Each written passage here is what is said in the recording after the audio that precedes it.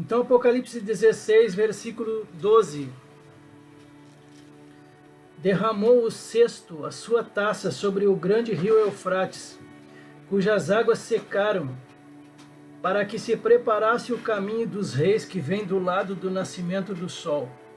Então vi sair da boca do dragão, da boca da besta e da boca do falso profeta, 3 espíritos imundos semelhantes a rãs,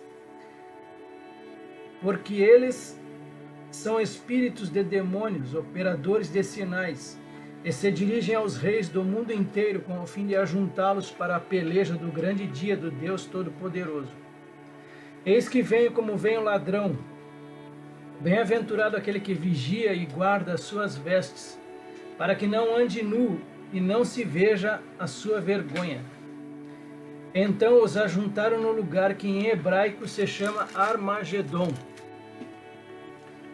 Então derramou o 7º anjo a sua taça pelo ar, e saiu grande voz do santuário, do lado do trono, dizendo: Feito está! E sobrevieram relâmpagos, vozes e trovões. E ocorreu grande terremoto, como nunca houve igual desde que há gente sobre a terra. Tal foi o terremoto forte e grande.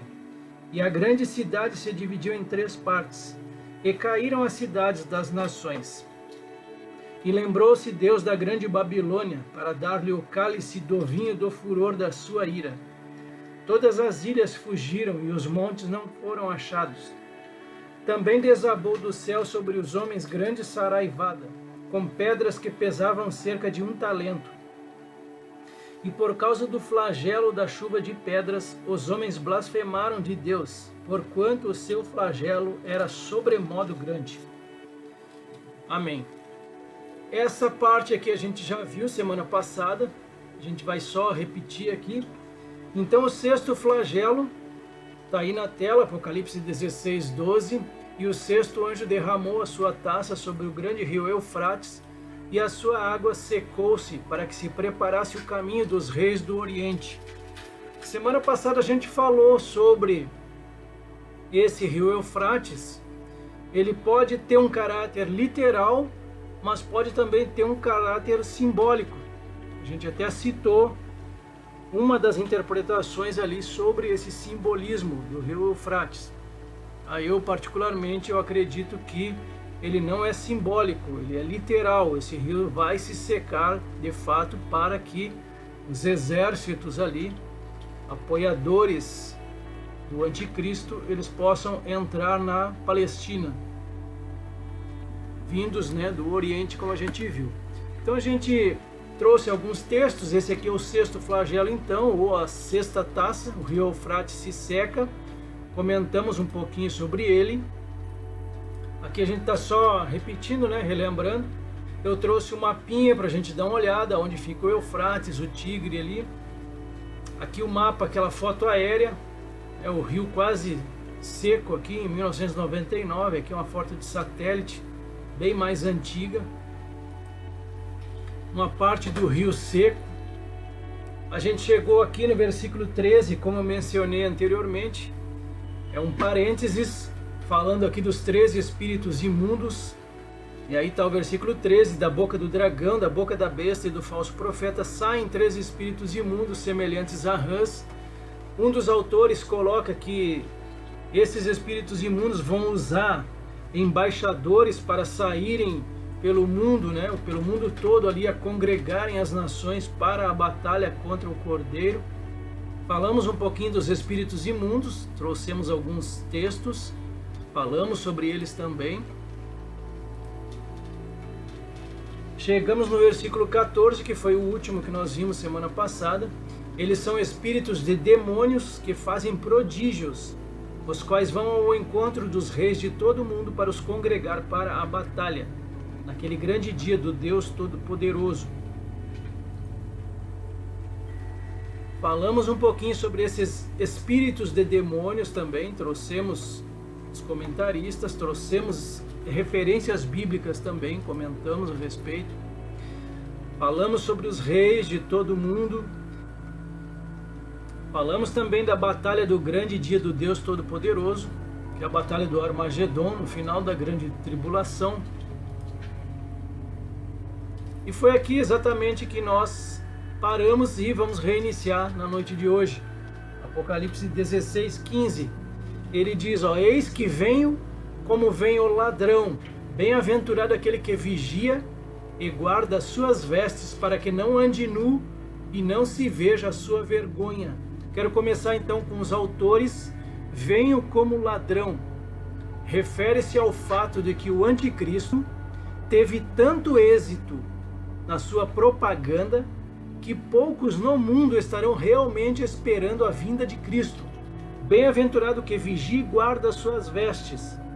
Esse autor aqui diz que ele aponta para aqueles na terra que adoram o Cordeiro e o servem, e que eles devem estar constantemente vigilantes para que sua lealdade a ele não seja desviada pelo engano satânico, melhor dizendo.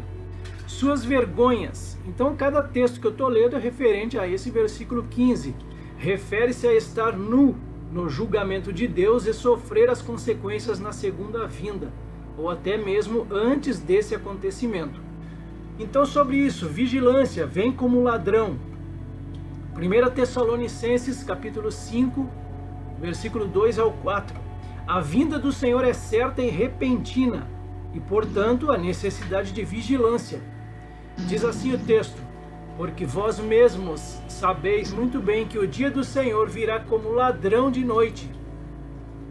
Pois que quando disserem a paz e segurança, então lhe sobrevirá repentina destruição, como as dores de parto, aquela que está grávida, e de modo nenhum escaparão. Mas vós, irmãos, já não estáis em trevas, para que aquele dia vos surpreenda como um ladrão. Apocalipse capítulo 3, versículos 3 e 4. Ao anjo da igreja em Sardes, lembra-te, pois, do que tens recebido e ouvido, guarda-o e arrepende-te, porquanto, se não vigiares, virei como ladrão, e não conhecerás de modo algum em que hora virei contra ti. Tens, contudo, em Sardes umas poucas pessoas que não contaminaram as suas vestiduras, e andarão de branco junto comigo, pois são dignas. Ainda sobre esse mesmo tema, não ande nu. Ezequiel 16, versículo 37, falando da imoralidade espiritual de Jerusalém.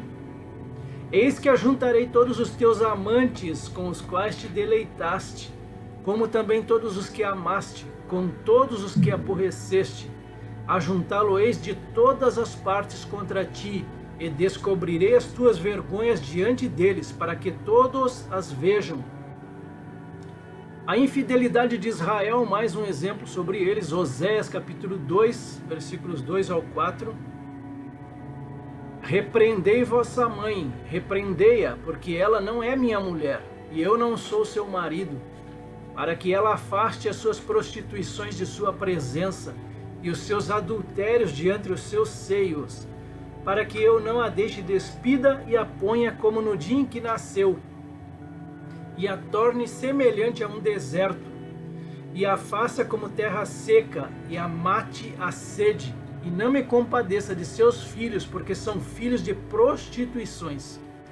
Apocalipse 3:18, aqui escrevendo ao anjo da igreja em Laodiceia: aconselho-te que de mim compres ouro refinado pelo fogo, para te enriqueceres, vestiduras brancas para te vestires, a fim de que não seja manifesta a vergonha da tua nudez, e colírio para ungires os olhos, a fim de que vejas. Sentido então espiritual aqui, mais uma vez. Após esse parênteses do versículo 15, nós vamos para o versículo 16, seria a continuação do versículo 14, podemos muito bem colocar dessa forma. Então ajuntaram os reis no lugar em que hebraico se chama Armagedon. Vamos aos comentaristas. Armagedon, monte de Megido, no lado sul do vale de Megido, ou Esdrelon, ao sudoeste do Monte Carmelo, tudo ali em Israel. Megido era a capital de uma parte de Canaã que foi dada a Josué. Fica na entrada de uma passagem que atravessa a extensão do Monte Carmelo, na principal estrada entre a Ásia e a África, e a posição-chave entre o Eufrates e o Nilo. Foi o campo de batalha de muitos povos ao longo de todas as eras. Tutmés III, fundador do antigo Império Egípcio, disse: Meguido vale 100 cidades. É bem interessante esse texto aqui, 2 Crônicas 35, 20 ao 22, fala da batalha de Josias contra Neco. Neco era o faraó. Depois de tudo isto, quando Josias já tinha restaurado o templo, o rei Neco do Egito subiu para guerrear em Carquemes, junto ao rio Eufrates. E Josias saiu para lutar contra ele. Então Neco mandou mensageiros a ele dizendo: O que você tem contra mim, rei de Judá? Não venham contra você desta vez, mas contra o reino com o qual estou em guerra. E Deus disse que me apressasse. Pare de se opor a Deus que está comigo, para que ele não o destrua. Mas Josias não voltou atrás, pelo contrário, se disfarçou para lutar contra ele. Não deu ouvidos às palavras que Neco lhe havia falado da parte de Deus e foi lutar no vale de Meguido. Armagedon refere-se a um lugar literal onde acontecerá uma batalha literal. É o monte de Meguido que se eleva na planície de Esdraelon, ou seja, o vale de Meguido.